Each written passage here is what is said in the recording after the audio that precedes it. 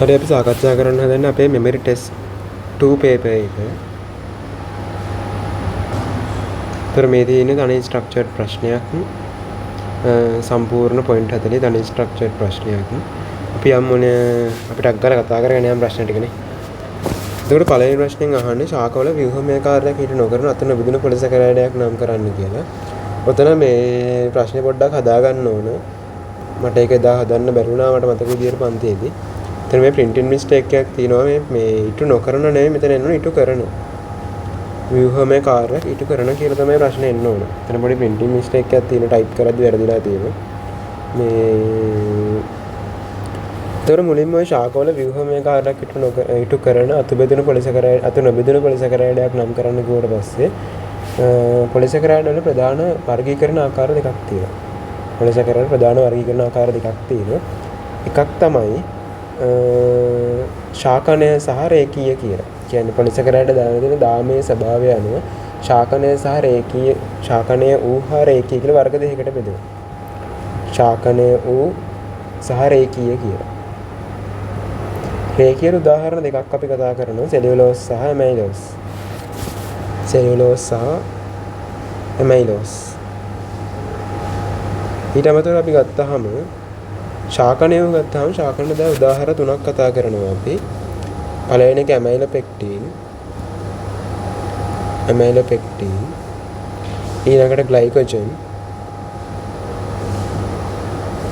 Glycogen. ඊට අමතරව තියෙනවා හෙමිසෙලියුලෝස්. හෙමිසෙලියුලෝස්.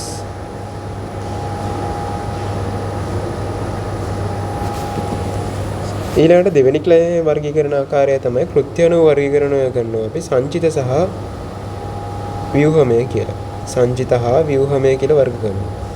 ඒ සංචිත ප්‍රධාන වර්ග තුනක් තියෙනවා ග්ලයිකෝජන් පිෂ්ඨය ඊට අමතරව තියෙන ඉනියුලින්. ඔන්න ඔය තුන. ඉනියුලින්. ඊට ව්‍යුහමය ගත්තාම තියෙන සෙලියුලෝස් ඊළඟට හෙමිසෙලියුලෝස් සෙලියුලෝස් හෙමිසෙලියුලෝස් ඊළඟට පෙක්ටින් සහ කයිටින් පෙක්ටින් කයිටින් අපේ ප්‍රශ්නය අහන්නේ ව්‍යුහමය කාර්යයක් ඉටු කරන අතු නොබෙදුණු කියලා කියන තේරුම තමයි රේඛීයයි කියන එක. රේඛීයයි කියන එක. ව්‍යුහමය කාර්යයක් ඉටු කරන. එතකොට එහෙම බැලුවාම ව්‍යුහමය කාර්යයක් ඉටු කරන රේඛීය කියලා කියන්නේ මෙන්න මේ ගොඩවල් දෙකටම අදාළ දෙකක් නේ අහන්නේ. මේකේ මෙන්න මේකේ දෙකේම තියෙන එකක් අහන්නේ. දෙකේම තියෙන එක තමයි මෙන්න මේක. තේරෙනවද? එහෙනම් උත්තරේ සෙලියුලෝස් වෙන්න ඕනේ. එතන ප්‍රශ්නේ පොඩ්ඩක් මට එදා හදන්න බැරි වුණා. ඒකට සෝරි මේ ඉටු කරන කියලා තමයි එතන එන්න ඕනේ. ඉටු නොකරන කියලා ගත්තත් එතන උත්තරයක් නැහැ අතරම.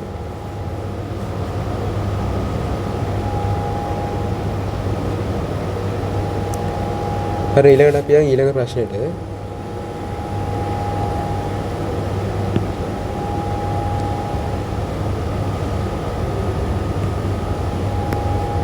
ඊළඟට ප්‍රෝටීන සංශ්ලේෂණයට ඇමයිනෝ ආම්ල වර්ග 20ක් දායක වේ නම් ඇමයිනෝ ආම්ල 500කින් යුත් ප්‍රෝටීන අණුවක් සෑදීමේදී ඉවත් වන ජලාණු ගණන කීයද කියලා අහන්නේ.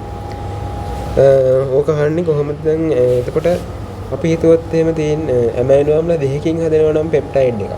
දැන් ප්‍රෝටීන් එකක් කියලා කියවනේ ප්‍රෝටීන් එකක් කියන්නේ අපි කියන්නේ ඩයිපෙප්ටයිඩ් එකක් කියලා. ඩයිපෙප්ටයිඩ් එකක් කියලා. ඒතර ඇමයිනෝ ආම්ල දෙකකින් හදනවා නම් මෙහෙම නෙවෙයි බලන්න. ඇමයිනෝ ආම්ලක ව්‍යුහය කියන්නේ මේ විදියට. මධ්‍ය කාබන් පරමාණුවක් තියෙනවා, හයිඩ්‍රජන් කාණ්ඩයක් තියෙනවා, ඇමෝනියා කාණ්ඩයක් තියෙනවා, තව කාබොක්සිලික් කාණ්ඩයක් තියෙනවා මේ වගේ. ඊට අමතරව R කාණ්ඩයක් තියෙනවා. මම R1 කියලා ගන්න එක ඇමයිනෝ ආම්ලයක් වෙන්නේ. මෙතන තව තියෙනවා තව ඇමයිනෝ ආම්ලයක් හිතුවොත්. මේ තියෙන්නේ A ඇමයිනෝ ආම්ලය ඇමයිනෝ කාණ්ඩය, මේ මධ්‍ය කාබන් පරමාණුව, මේ හයිඩ්‍රජන් පරමාණුව, මේ තියෙන්නේ කාබොක්සිලික් කාණ්ඩය, මේ තියෙන්නේ R2 කියලා ගමු R කාණ්ඩය. කොට ඔතන ඩයිපෙප්ටයිඩ් එකක් හැදෙන්නේ නැත්නම් සාමාන්‍යයෙන් ප්‍රෝටීනයක් හැදෙන්නේ පොලිපෙප්ටයිඩ් දාමයක් හැදෙන්නේ ඇමයිනෝ ආම්ල එකිනෙක බැඳෙනවා ෆොස්ෆොඩයිඑස්ටර් බන්ධන මගින්. ෆොස්ෆොඩයිඑස්ටර් නෙමෙයි එස්ටර් බන්ධන මගින්.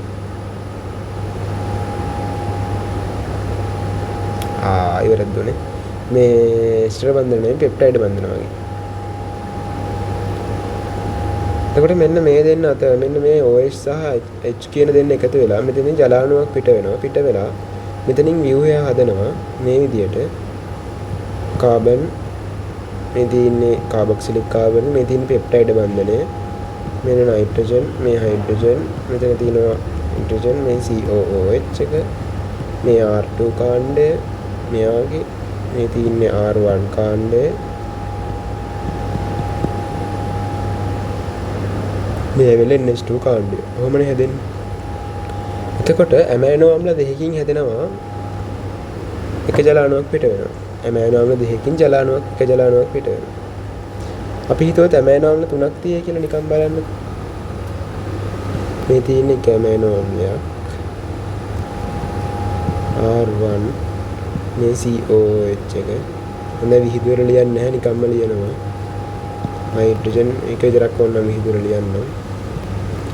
හයිඩ්‍රජන් කාණ්ඩය COH එක. මෙතන තියෙනවා R2. ඔකත් එක්ක එකතු වෙනවා කාබන්, මේ හයිඩ්‍රජන් R3, මේක COH එක, මේක NH.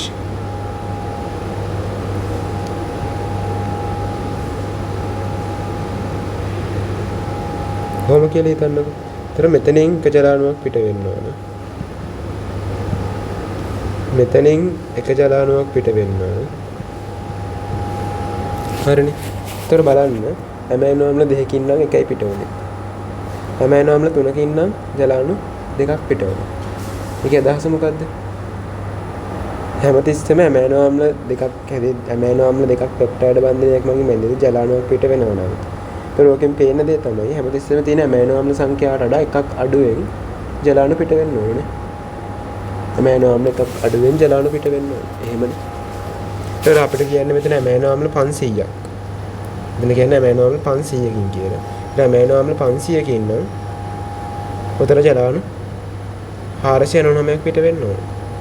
ඒක තමයි උත්තරේ. හරිනේ. ඔයගොල්ලෝ මොනවා හරි ලියා ගන්න ඕන නම් වීඩියෝ එක නවත්තලා ලියා ගන්න. මම මේකට වෙනම වෙලාවක් දෙන්නේ නැහැ. මම දිගටම කරගෙන යනවා ඉක්මනට.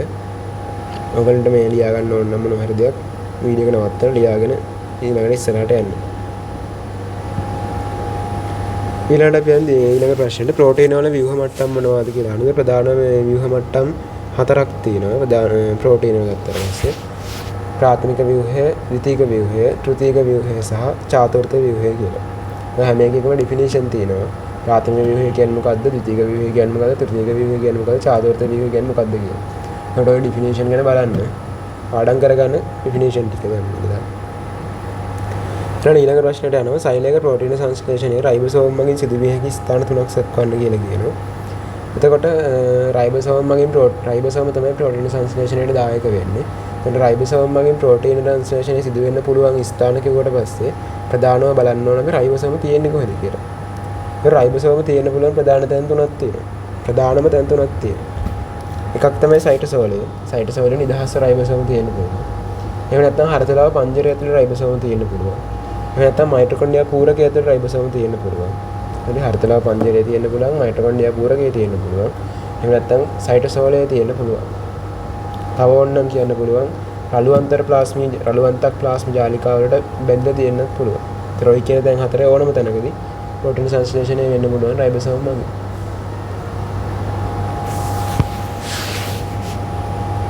හරිනේ ඒක. ඊළඟට අපි යන රයිබෝසෝම උපේකකයක් තුළ ඇති මහා අණු වර්ග නම් කරන්න කියලා කියනවා. රයිබෝසෝම හැදිලා තියෙන ප්‍රධානම සංඝටක දෙකකින්. එකක් තමයි RRNA. අනිත් එක තමයි ප්‍රෝටීන. අපෙන් අහන්නේ රයිබෝසෝම උපේකකයක් තුළ ඇති මහා අණු වර්ග නම් කරන්න කියලා. RRNA කියලා කියන්නේ නියුක්ලික් අම්ල.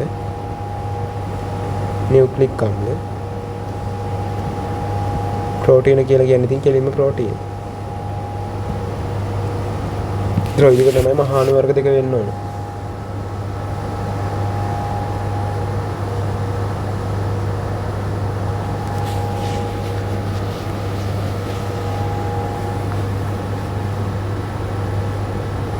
හරිනේ එතකොට.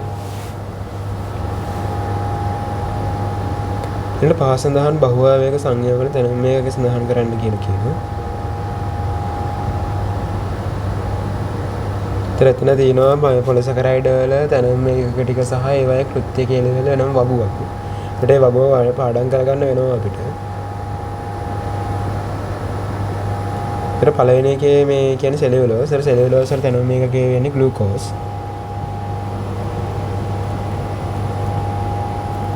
ඊට පෙක්ටින් පෙක්ටින් වල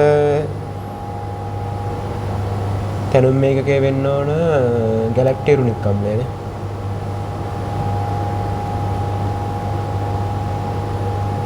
ගැලැක්ටියුරිනික් අම්ල. වරණ ගැලැක්ටියුරිනික්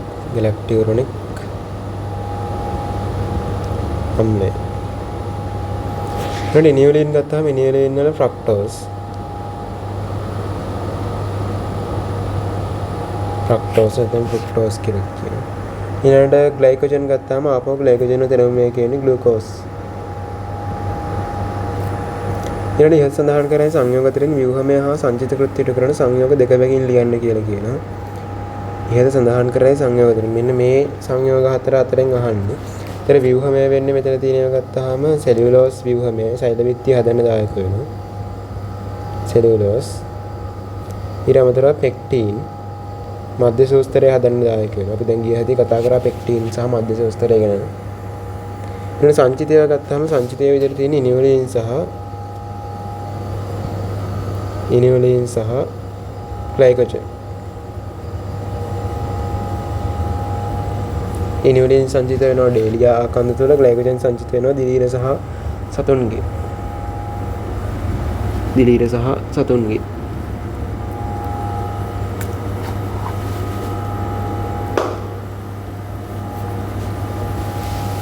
ඊළඟ ප්‍රෝටීන් වල තැනුම් මේකේ පොදු ව්‍යුහ සූත්‍රය ලියා දක්වන්න කියලා කියනවා. ප්‍රෝටීන් වල තැනුම් මේකකේ වෙන්නේ ඇමයිනෝ අම්ලය. ඒතර ඇමයිනෝ අම්ලයේ පොදු ව්‍යුහ සූත්‍රය කියලා අදහස් කරන්නේ ඇමයිනෝ අම්ලයේ ව්‍යුහය හඳුන්වන්න කියලා කියන්නේ. ඒතර ඇමයිනෝ අම්ලයේ ව්‍යුහය කියලා කියන්නේ මෙන්න මේක. මධ්‍ය කාබන් පරමාණුවක් තියෙනවා, හයිඩ්‍රජන් කාණ්ඩයක් තියෙනවා, ඇමයිනෝ කාණ්ඩයක් තියෙනවා, ආර් කාණ්ඩයක් තියෙනවා, නැත්නම් ඇල්කිල් කාණ්ඩයක් තියෙනවා. ඊට අමතරව කාබොක්සිලික් කාණ්ඩයක් තියෙනවා. දැන් මේක විතරක් තිබ්බොත් එහෙනම් ඔකට හම්බෙන්නේ එක පොයින්ට් එකයි. හරි. ඔක නම් කරන්නත් ඕන. මේක කාබොක්සිලික් කාණ්ඩය, මේක ඇමයිනෝ කාණ්ඩය, මේක හයිඩ්‍රජන් කාණ්ඩය, මේ හයිඩ්‍රජන් පරමාණුව, මේ කාබොක්සිලික් කාණ්ඩය,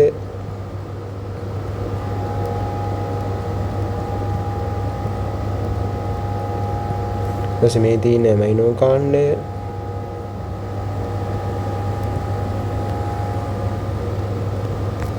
මේක තමයි ඇල්කිල් කාණ්ඩය. නැත්නම් අංශදාමය කියලා කියනවා.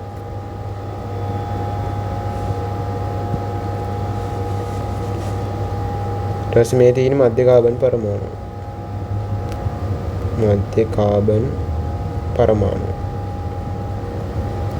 ඔන්න ඔහම හරියට නම් කරලා තියෙනවා නම් නම් කරනවට එක පොයින්ට් එකක් හම්බ වෙනවා. කාබොක්සිලික් කාණ්ඩය මේ ඇමයිනෝ කාණ්ඩයේ ඇමයිනෝ අම්ලයේ ව්‍යුහය විතරක් ඇඳලා දෙයකට එක පොයින්ට් එකක්. හරි. උතන පොයින්ට් දෙකක් හම්බ වෙනවා. මම ඔය පොයින්ට් ගැන කියද්දි මේ මම ඉස්සෙල්ලා ඔය පොයින්ට් කිව්වේ නෑනේ. එතකොට මෙන්න මෙතෙන්ට එක පොයින්ට් එකක් හම්බ වෙනවා. මේකට එක පොයින්ට් එකක් හම්බ වෙනවා. ව්‍යුහ මට්ටම් ඔක්කොම හතරක් තියෙනවනේ. හතරට පොයින්ට් හතරක් හම්බ වෙනවා. ඊට පස්සේ මෙතන රයිබෝසෝම් මගින් සිදුවිය ස්ථාන තුනක් ආවන තෙන්ට පොයින්ට් තුනක් හම්බ වෙනවා. මෙතන මහා අණු වර්ග නම් කරන්න ගිය තෙන්ට පොයින්ට් දෙකක් හම්බ වෙනවා. නියුක්ලික් අම්ල වලට එකයි ප්‍රෝටීන වලට එක ගානේ. ඊළඟට මෙතන මේ හැම එකටම මේ ඔක්කොටම පොයින්ට් එක ගානේ හම්බ වෙන ඔක්කොම පොයින්ට් හතරක් මෙන්න මේ කෑල්ලට. ඊට පස්සේ මෙතන සංයෝග දෙක බැගින් ලියන්න කියලා තියෙනවා. මේකෙත් මේකට 2යි, දෙකම ලියනවට මේ දෙක ලියනවට මේකට 2යි. හොඳයි පොයින්ට් එන්නේ. මේකටත් පොයින්ට් දෙකක් හම්බ වෙනවා. නම් කරනවට 1යි, හරියට අනුව දිනවට 1යි. ඒකට ඒ පිටුවේ යනකොට පොයින්ට් කීයක් ගිහිල්ලාද බලන්න. 1යි 2යි 1යි 2යි 4යි 3යි 7යි 1යි 2යි 4යි 2යි 6යි 6යි 3යි 9යි 9යි 2යි 11යි 11යි මේ හතරත් එක්ක 15යි මෙතනත් 2යි 2යි 4යි 19යි මේ 2යි 21යි ඔක්කොම ගන්න. එතකොට මෙතෙන්ට එනකොට 21ක් කියලා දෙන ඔක්කොම පොයින්ට්.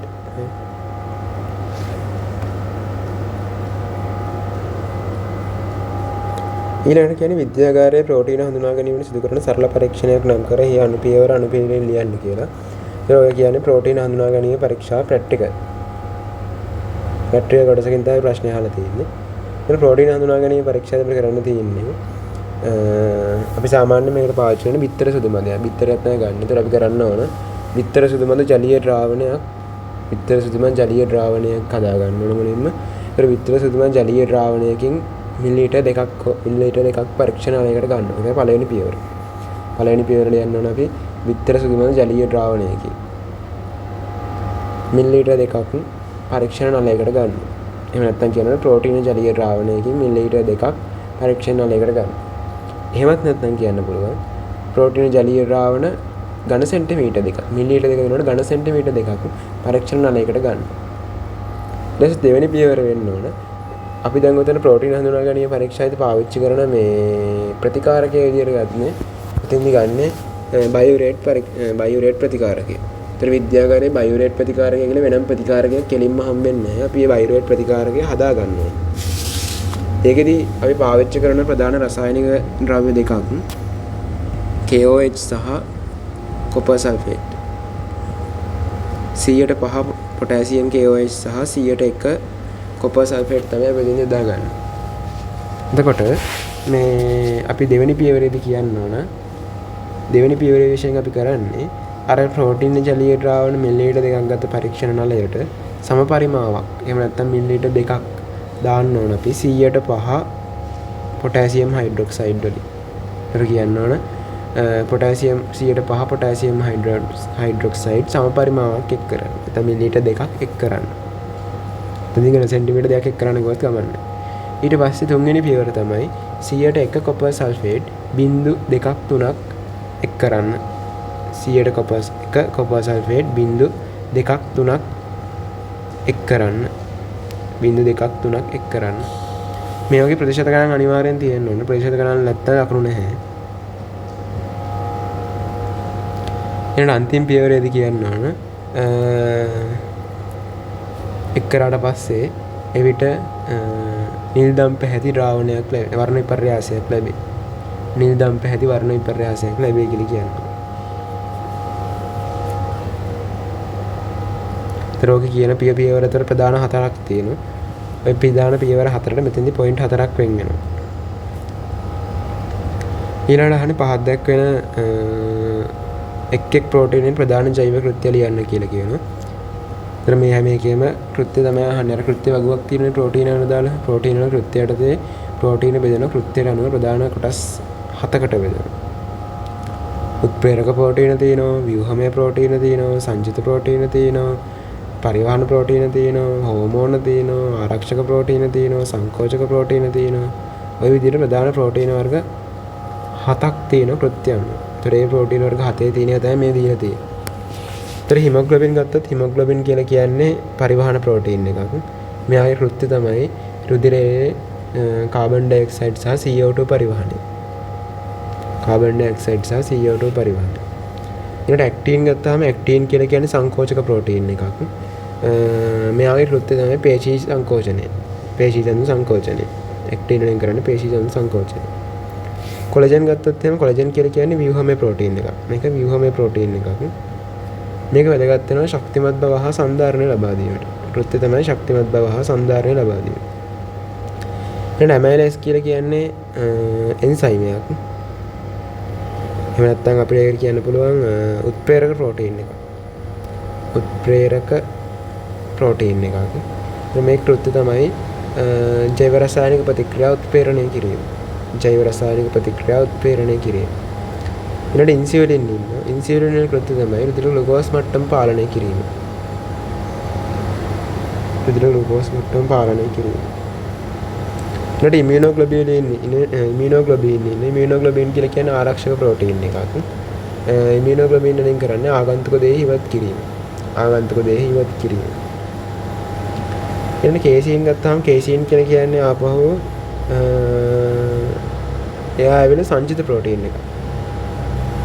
මෙයා ප්‍රධානම කිරිවල සංචිත ප්‍රෝටීන් එක වෙන්නේ කේසීන්. කෘත්‍ය තමයි කිරිවල සංචිත වීම. ඕවැල්බියමින් කියන්නේ සංචිත ප්‍රෝටීන. මේ දෙකම ගත්තාම සංචිත ප්‍රෝටීන. සංචිත නෙවෙයි සංචිත. ඕවැල්බියමින් තියෙන විත්තරවල. විත්තරවල සංචිත ප්‍රෝටීනය වෙන ඕවැල්බියමින්. ඊළඟ කෙරටින් කියලා කියන්නේ ව්‍යුහමය ප්‍රෝටීන් එකක්. මේක ව්‍යුහමය. ව්‍යුහමය ප්‍රෝටීන් එකක්. කෙරටින් දෙකක් වෙනවා. වියලීම් වළක්වා ගන්න. ඔය කොණ්ඩෙම තියෙන කෙරටින් වියලීම් වළක්වන්න.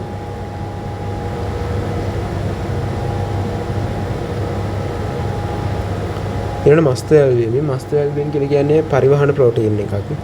මේක පරිවහන ප්‍රෝටීන් එකක්. මේ කෘත්‍ය තමයි රුධිරයේ මේ දම්ල පරිවහනය කිරීම. මේ දම්ල පරිවහනය තමයි කෘත්‍ය වෙන්නේ. ඒතකොට ඒකේ තියෙනවා 1 2 3 4 5 6යි ඔක්කොම දෙන 10ක්.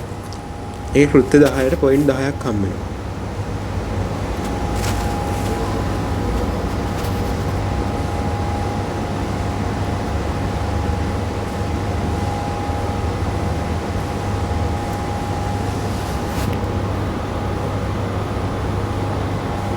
සෝරි ඒකේ කෘත්‍ය 10ට භාගි ගානේ පොයින්ට් භාගි ගානේ 10ට 5ක් හම්බ වෙනවා. මේ දෙකක් එක පොයින්ට් එකක්. කෘත්‍ය දෙකකට එක පොයින්ට් එක ගානේ හම්බ වෙනවා. ඊළඟ නියුක්ලියෝටයිඩ් එකේ ප්‍රධාන සංඝටක තුන නම් කරන්න කියලා කියනවා.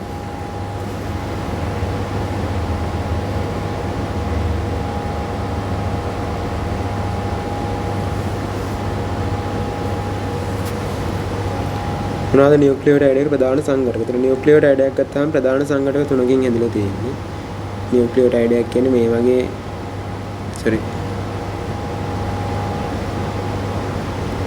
එන්න මේ වගේ ව්‍යුහයක් තමයි නියුක්ලියෝටයිඩ් එකක් කියලා කියන්නේ. පෙන්ටෝස් සීනි කාණ්ඩයක් තියෙනවා. මේක තමයි පෙන්ටෝස් සීනි කාණ්ඩය.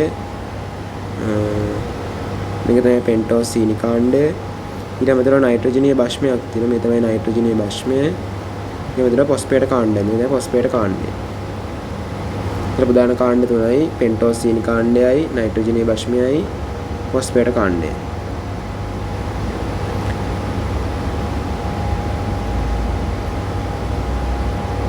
එතන පොඩි printing mistake එකක් තියෙනවා මෙතන.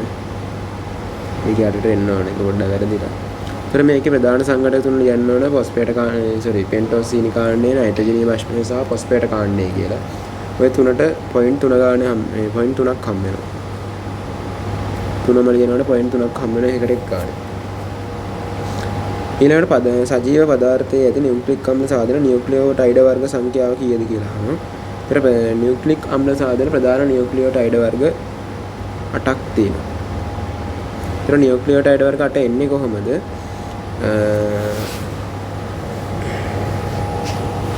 ප්‍රධානව ගත්තාම සීනි කාණ්ඩ පෙන්ටෝස් සීනි කාණ්ඩ වර්ග දෙකක් තියෙනවා. දැන් මෙන්න මේ පෙන්ටෝස් සීනි වර්ග දෙකක් තියෙනවා. ඒවා තමයි රයිබෝස් සහ ඩියොක්සිරයිබෝස්. රයිබෝස් සහ ඩියොක්සිරයිබෝස්.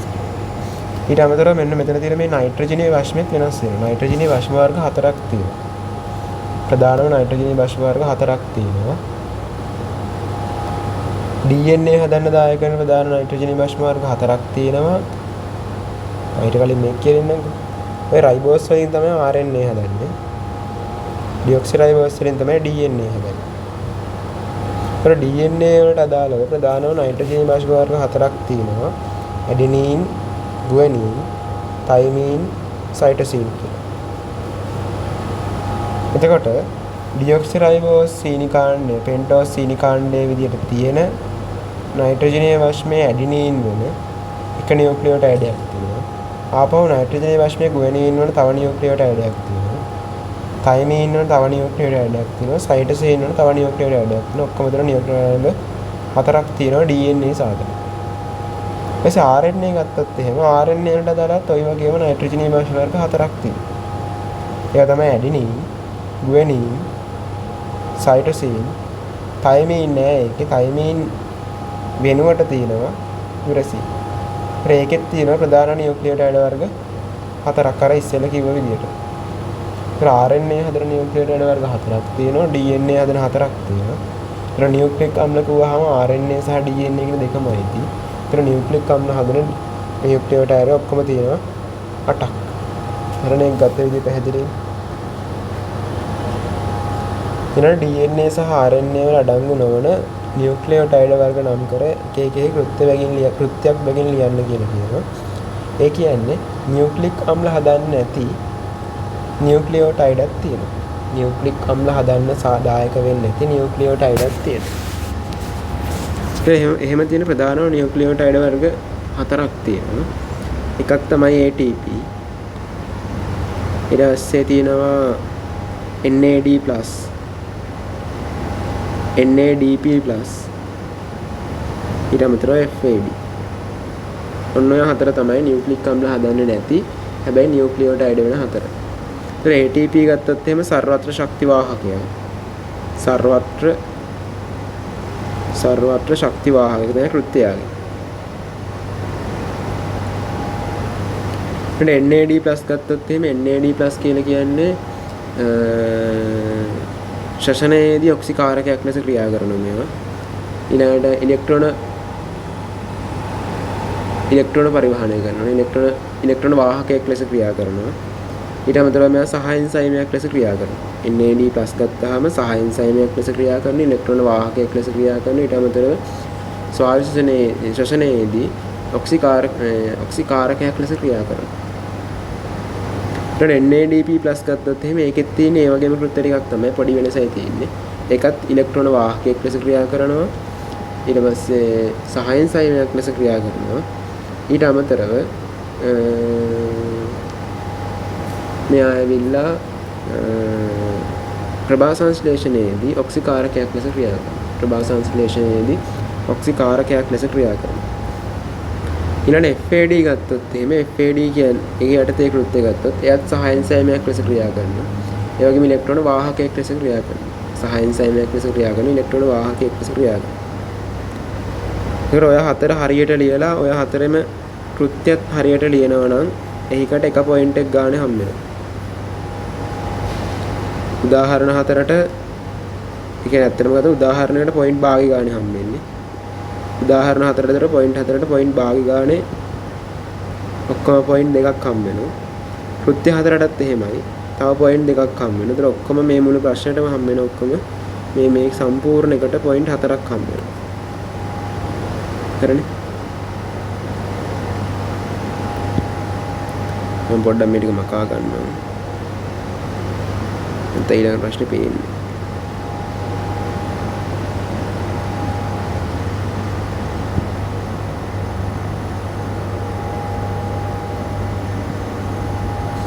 අන්තිම ප්‍රශ්නය අහන්නේ සූනෂ්ටික සෛලයක නෂ්ටයට පිටින් ආහාරණය දක්නට ලැබෙන ස්ථාන දෙකක් ලියන්න කියලා.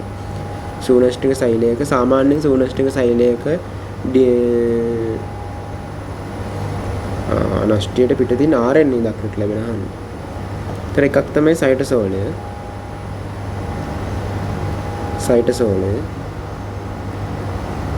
ඒකේ තියෙනවා tRNA. ඊට අමතරව තියෙනවා රයිබෝසෝම්. ඒකේ තියෙනවා RRNA. ඔන්න ඔය තැන් දෙක තමයි ප්‍රධානව තියෙන තැන් දෙක. ඒ දෙකටත් පොයින්ට් දෙකක් හම්බ වෙනවා. දැන් බලන්න මේ පිටුවට කීයක්ද කියලා. 4යි 5යි 9යි 9යි 3යි 12යි 12යි මෙතන 4යි 16යි 2යි 18යි මෙන්න මෙතෙන්ට අදාළව තව එකක් හම්බ වෙන්න ඕන. එක පොයින්ට් එකක් තියෙන මෙන්න මෙතෙන්ට. ඒකේ 19ක් තියෙනවා. කොහොම මේ පිටුවට අදාළව 19ක් තියෙනවා. ඉස්සෙල්ල පිටුවේ 21යි මෙතන 19යි ඔක්කොම පොයින්ට් 40ක් තියෙනවා මේ ප්‍රශ්නෙට දාලා. එක පොයින්ට් එකකට ලකුණු 2.5 ගානේ පොයින්ට් 40ට ලකුණු 100ක් හම්බ වෙනවා. ඒතර බලන්න ඔයගොල්ලෝගේ පොයින්ට් 40න් කීයක් හරිද කියලා. ඒ එන ගාන වැඩ කරන්නේ 2.5න්. එතකොට එනවා 100න් කීයද කියලා. ඒ ගාන ගණන් කරලා තියාගන්න. මම ඊට පස්සේ මේ ක්ලාස් එකට ආවම අහනවා මේ කීයක් හරිද කියලා බලමු අපි. ඔගේ ලකුණෙන් ඔයගොල්ලන්ට තීරණය හිතා ගන්න බෑ ඔයගොල්ලෝ කොච්චර දුරට පාඩම් කරලා තියෙනවද කියන එක. මම හැමදාම ක්ලාස් එකේදී එන්නේ හැමදාම මගේ කියන දේ තමයි සතියේ ටික සතියේ ඉවර කරගන්න. ඊළඟ සතියට තියාගන්න එපා. මොකද ගොඩ ගැහුනොත් ටිකක් අමාරු වෙනවා. හරි එහෙනම් මේ අපේ මෙමරි ටෙස්ට් 2 ඩිස්කෂන් එක එතකොට ඉවරයිනේ. අපි ඔක්කොම කතා කරා. ඔයගොල්ලන්ට මොන හරි ප්‍රශ්නයක් තියෙනවා නම් මාක් කරගන්න. ඊළඟ දවසේ ක්ලාස් එකට ආවම මගෙන් අහන්න. මම කියලා දෙන්න. හරි එහෙනම්. මොකක්ද